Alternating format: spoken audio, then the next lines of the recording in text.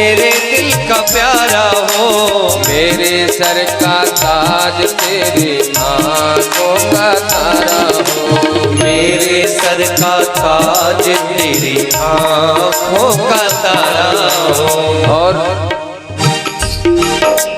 सब में निहारूं रूप सुनहरा, सब में निहारूं रूप सुनहरा, यूं बीत जाए जीवन मेरा।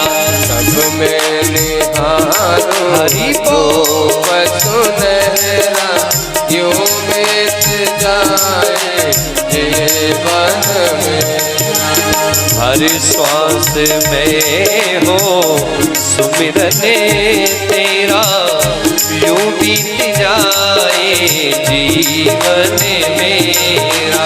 हर श्वास में हो सुमिरन तेरा, यूं बीत जाए जीवन मेरा। हर श्वास में हो सुमिरन तेरा, यूं बीत जाए जीवन मेरा, यूं बीत जाए जीवन मेरा।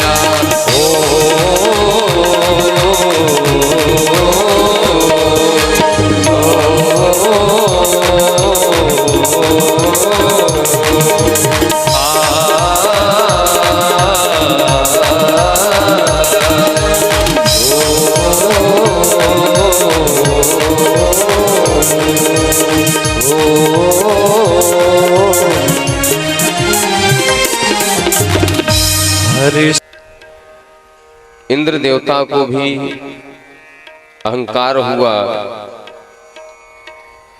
जो भगवान ने उनके अहंकार को दूर करने के लिए गिरिराज महाराज का पूजन करवाया। गिरिराज जी महाराज के माध्यम से इंद्र देवता को बताना चाहते हैं कि जो कुछ भी सत्ता है वह मेरा है, इसलिए चाहे राजा हो या रंक हो, किसी को भी अहंकार नहीं करना चाहिए। माया मयोयम गुण संप्रवाहो न विद्यते अग्रहणानुबंध। इंद्र देवता कहते हैं, प्रभु विशुद्ध सत्वम तव धाम शांतम तपोमयम ध्वस्त रजस्त मस्कम। हो सकता है कि मुझे अज्ञानतावश अहंकार हो गया, लेकिन आप तो माता पिता गुरु जगतामधीशो, आप ही परमपिता परमेश्वर हैं, तो क्या अपने इस भक्त को क्षमा नहीं कर सकते? नार विवश नर सकल गुसाई, नाचहि नट मरकट किनाई। मनुष्यों से एक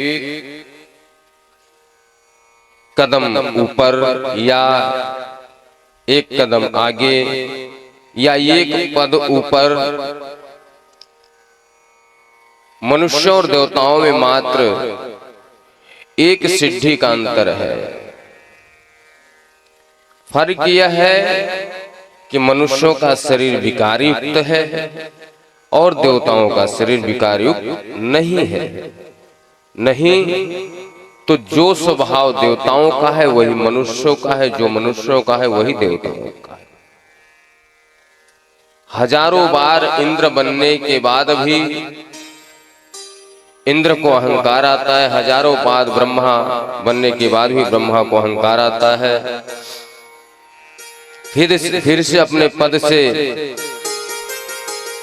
गिराए जाते हैं, फिर तपस्या करते हैं, भजन करते हैं, फिर पद को प्राप्त करते हैं। कर्तुम अकर्तुम अन्यथा कर्तुम, करने वाला न करने वाला, सब कुछ करने के बाद भी कुछ नहीं करता, कुछ न करने के बाद भी सब कुछ करता है। ऐसा मात्र एक मेरे मनमोहन श्याम है, जिससे भी अपराध हो जाए। अजानता मामकेन मूढ़े कारवेदिना आन तोयम तौ पिता तद भवान छंतुर महती। वरुण देवता भी क्षमा मांगते हैं, उनके सैनिकों से अपराध हुआ था भगवान गोविंद के पिताजी का। देखो, एक बालक होता है, अपराध तो करता है, लेकिन वही यदि माँ बाप से प्रार्थना करता है, क्षमा मांगता है, तो माँ बाप उसके गले को नहीं काटते, अपितु उसको क्षमा कर देते। तो यदि परमात्मा हमारे माता पिता हैं, तो हमें क्षमा क्यों नहीं करेंगे? भगवान गोविंद को प्राप्त करने के लिए गोपियां पूजा अर्चना पाठ करती हैं, ब्रजवासी पूजा पाठ करते हैं। भगवान भोलेनाथ से एक ही प्रार्थना करते हैं, माँ कात्यायनी से एक ही प्रार्थना करते हैं कि आप ऐसी कृपा कर दो कि गोविंद हमारे हो जाएं।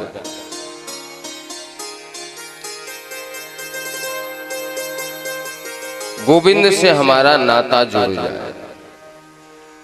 जिनके पास हमें जाना है, हम लोग कहां से आए हैं पता नहीं है, कहां जाना है पता नहीं है, किसके साथ आए हैं पता नहीं है, किसके साथ जाना है पता नहीं है। इस संसार को अपना मान करके संसार में व्यस्त हो जाते हैं, जबकि ये संसार मेरा नहीं है, मैं इस संसार का नहीं हूं। 50 साल, 60 वर्ष, 70 वर्ष, 80 वर्ष, 90 वर्ष, 100 वर्ष के बाद जाना ही जाना। इसलिए गोपियां, ब्रजवासी भगवान भोलेनाथ माँ कात्यायनी की पूजा करते हैं। कात्यायनी महामाये महायोगिनधीश्वरी नंद गोपसुतं देवी पति में कुरुते नमः। वह नंद का बेटा, वह गोविंद मुझे पति रूप में प्राप्त हो जाए, अर्थात मुझे मेरी रक्षा करे, स्वामी के रूप में प्राप्त हो जाए, ऐसी कृपा कर दो। मार्गशीर्ष में व्रत करते हैं, पूजा करती हैं, कृष्ण के पास जाना चाहती हैं। कन्हैया एक लीला करते हैं। आज अर्धरात्रि में कन्हैया ने बंसी निनाद किया, बेड़ू निनाद किया, भौरों की गुंजार, चंपा चमेली पुष्प की सुगंध, कलकल निनाद करती हुई यमुना जलधारा। रात्रि के समय भी ऐसा लग रहा जैसे हजारों सूर्य की प्रकाश छाया हुआ है। आज चंद्रमा में ऐसी दिव्य कांति निकल रही है, मानो हजारों सूर्यों के समान एक चंद्रमा है। रात में भी दिन प्रतीत हो रहा है। जैसे कन्हैया ने बंसी निनाद किया तो गोपियां अपने अपने कार्यों में व्यस्त थीं। कोई गोपी श्रृंगार कर रही थी, कोई गोपी भोजन बना रही थी, कोई गोपी अपने बालक को दुग्धपान करा रही थी। जैसे ही बंसी वेणु निनाद सुने गोपियां तो जाने के लिए तैयार हो गई। पता चला एक आंख में काजल लगा है, दूसरे में काजल लगाना भूल गई और गोविंद के पास जाने के लिए